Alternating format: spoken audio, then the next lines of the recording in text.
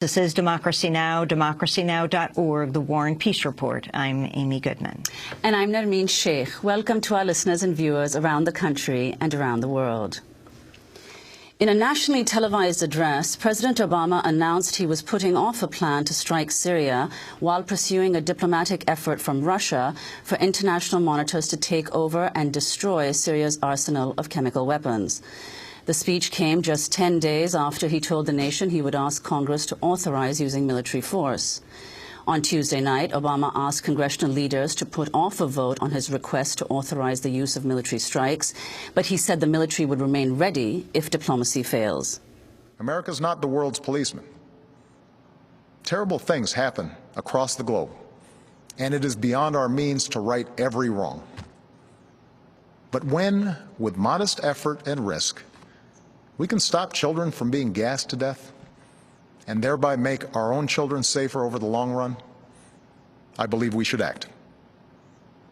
That's what makes America different. That's what makes us exceptional. With humility, but with resolve, let us never lose sight of that essential truth. President Obama offered a qualified endorsement of the Russian proposal to secure Syria's chemical weapons arsenal.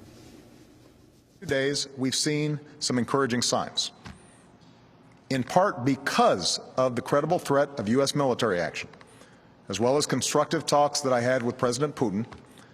The Russian government has indicated a willingness to join with the international community in pushing Assad to give up his chemical weapons. The Assad regime has now admitted that it has these weapons and even said they joined the Chemical Weapons Convention, which prohibits their use. It's too early to tell whether this offer will succeed, and any agreement must verify that the Assad regime keeps its commitments. But this initiative has the potential to remove the threat of chemical weapons without the use of force, particularly because Russia is one of Assad's strongest allies. I have therefore asked the leaders of Congress to postpone a vote to authorize the use of force while we pursue this diplomatic path. I'm sending Secretary of State John Kerry to meet his Russian counterpart on Thursday, and I will continue my own discussions with President Putin. I've spoken to the leaders of two of our closest allies, France and the United Kingdom, and we will work together in consultation with Russia and China to put forward a resolution at the UN Security Council requiring Assad to give up his chemical weapons and to ultimately destroy them under international control. We'll also give UN inspectors the opportunity to report their findings about what happened on August 21st.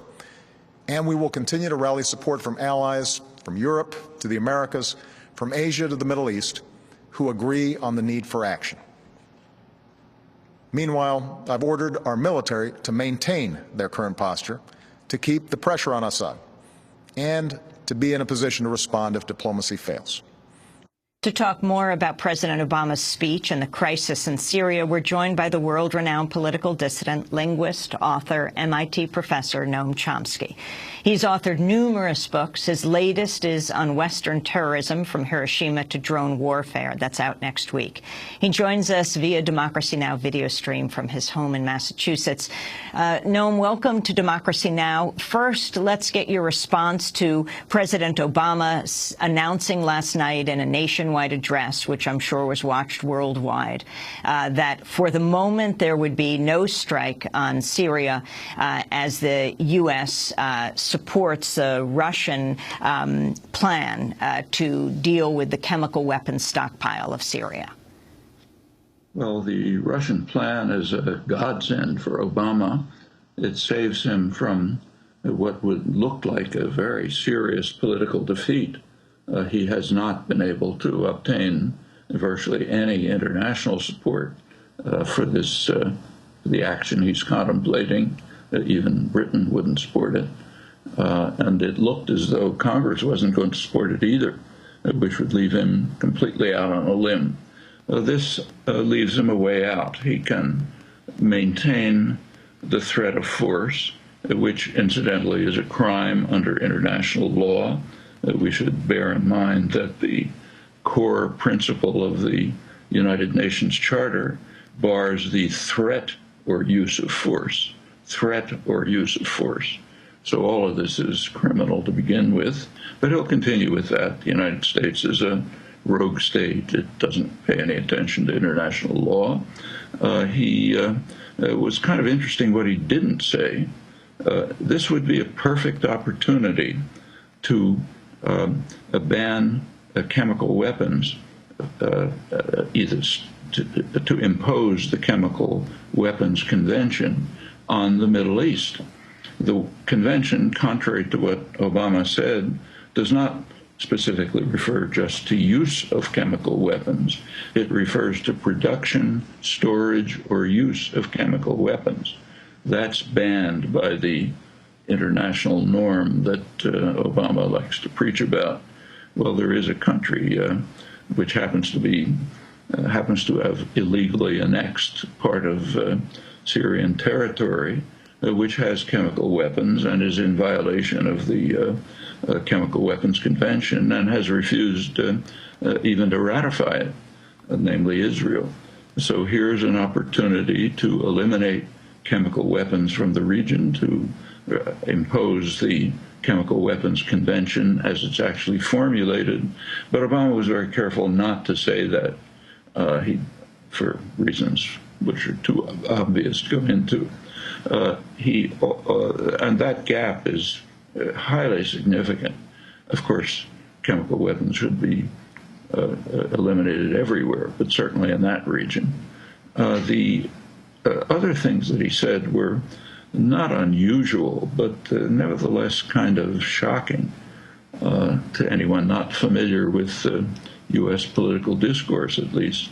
So he described he said that for 7 decades, the United States has been the anchor of global security. Really? 7 decades? Now, that includes, for example, just 40 years ago, today, when the United States played a major role in overthrowing the parliamentary democracy of Chile and imposing a brutal dictatorship called the first 9/11 in Latin America. Go back earlier years, overthrowing the parliamentary system in Iran, imposing a dictatorship. Same in Guatemala a year later, attacking Indochina, worst crime in the post-war period, killing millions of people, attacking Central America, involved in imposing a dictatorship in the Congo, and invading Iraq, on and on. That's stability.